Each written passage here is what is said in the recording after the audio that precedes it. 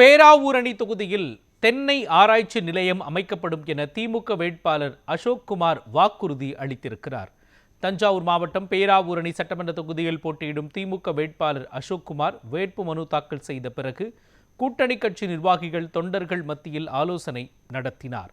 இதனைத் தொடர்ந்து செய்தியாளர்களை சந்தித்த அவர் கடந்த 5 ஆண்டுகளில் சுமார் 500 கோடி ரூபாய் மதிப்பீட்டில் பேராவூரணி பகுதியில் திட்டப்பணிகள் நடைபெற்றுள்ளதாக கூறினார்.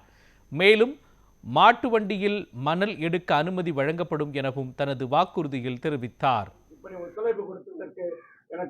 தென்னை விவசாயிகளுக்கு இங்கே தென்னை வணிக வளாகம் கொண்டு வர வேண்டும், ஆராய்ச்சி மையம் கொண்டு வர வேண்டும். நெல் சாகுபடிக்கு பெருமளூர் பகுதிக்கு ஒரு பெரிய ஸ்டாக் வைப்பதற்கு, நெல்லை ஸ்டாக் வைப்பதற்கு ஒரு பெரிய குடோன் உரத்தநாடியில் அமைத்திருக்கிறது போல ஒரு பெரிய குடோனை இங்கே அமைக்கப்பட வேண்டும்.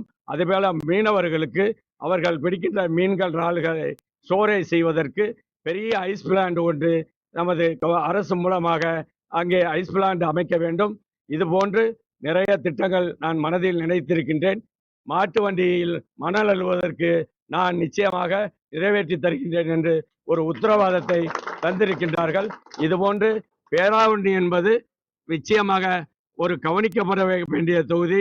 இது பின்தங்கிய தொகுதி என்பதை மாற்றி இது தஞ்சாவூர் மாவட்டத்திலே ஒரு சிறந்த தொகுதி என்பதை உருவாக்கி இருக்கின்றனர்.